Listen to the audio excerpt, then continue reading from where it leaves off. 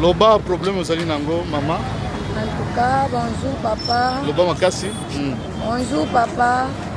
Awa ngai naza na pasi. Nakenda utaki obongisa de moto na nga ebungaki. Nakendaki epa pasteur nani Baraka Modisho. Nakomi mpona kokota na église na ye fo kofuta mbongo. Nafutaki $10. Nakomi na église na ye telefone ekota te.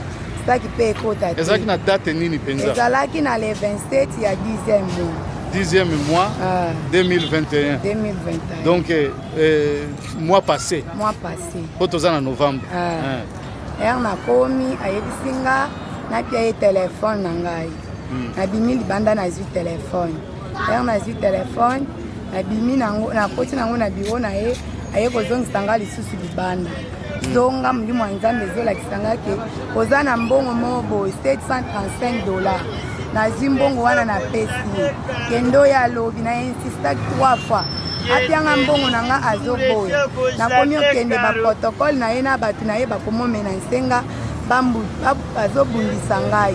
Nazosenga bato ya mawa bosengelanga mbongo na ngai epa pasteur Baraka Modisho. Yo okendaki mpenza kosala nini kuna? Nakendaki. Ozalaki na problème nini? Nazalaki na problème ke aprie mpo na bamoto na ngai mibale ebungaki.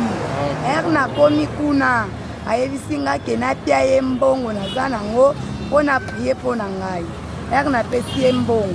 Ngai nakanisiki akoprie azongiseli nga mbongo. Azolinga susu kozongisela nga mbongo te. Ekomi kendo ya lobi. Soki nakei baprotokole na ye babandi kobundisa ngai. Nga moko nakoki te. Nde nasengi bato ya mawa bosengela nga mbongo na nga epa pasteur Baraka Modisho. Eza combien mbongo? Eza $735. Yo okendeki mpo asambelela yo mpo na moto oyeba moto ezali wapi? Mais sikoyo mbongo azwi mbongo na ndenge nini? Okamati mbongo okabeli ye? Nakabeli ye mbongo te. Napesi ye mbongo te. Ye moko ayebisi nga na kati ya biro na ye ke yaka nazomona na mbongo moko boye yaka toprie mpo na mbongo wana. Mbongo wana ezalaki wapi na ntango wana? Ezalaki na kati ya saki na ngai na kote ya biro na ye $735. Ntango opesi ye sikoyo alobi na ngai kende oyo alobi ngai na insistaki 3 fois. Na insiste aboyi alobi ke yo kende nakokimisa église minene boye mpo na mbongo oyo yo kende kaka alobi okoya kozwa mbongo na ye. Ekomi soki nakei azobinisa ngai. Soki nakei azobinisa ngai na baprotokole na ye na bato nyonso église na ye akomoloba soki azongiseli nga mbongo wana nanga napesaki ye mbongo wana lokola mbongo ya loyer ye azoluka mbongo ya loyer. Soki azongiseli nga mbongo wana ekozala ane moko mwana akufi nga ane moko mwana akufi ngai. Oza marie? Oza na mobali? Naza na mobali na ngai. Na bana? Na bana misatu. Osalaka nini? Natekaka tomate. Tomate yango oyo awa? $735. Ok. Est-ce que okendeki na police? Nakendaki la polisi te. Nayebisi nga nakutana na basali ya nzambe, nakutana na chef wa bapaster. Nakeye pa dodo kamba tokutani te. Bayebisi nga nakepa mukuna, nakepe pa mukuna tokutani te.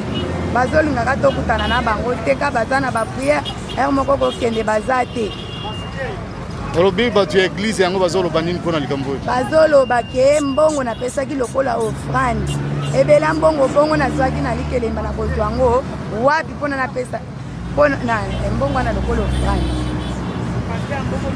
Ça va, merci maman. Nayebi te soki papa okoloba mwa eloko? Nayebi te? Ndenge kolandana nawe mama auti koloba pasteur escroquerie mbongo na ye.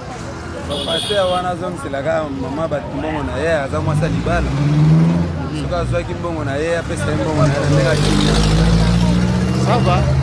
Bon, mama toyoki nyonso maloba na yo oyo ekoleka na internet lelo tokoluka tokutana na bato oyo bakosalisa yo soki baza na posa na yo pour que bazongisa mbongo okomona biso tokoya awa parce que problème wana elekisi bapasteur bazolekisa mpenza eza normal te esengelaki basunga nde bato mais bakomisi koko escroke bato eza normal te En tout cas tokomeka kosala oya biso soki nzambe akosala okoya komona tomoni awa pe lisusu. Merci mingi mama. Merci.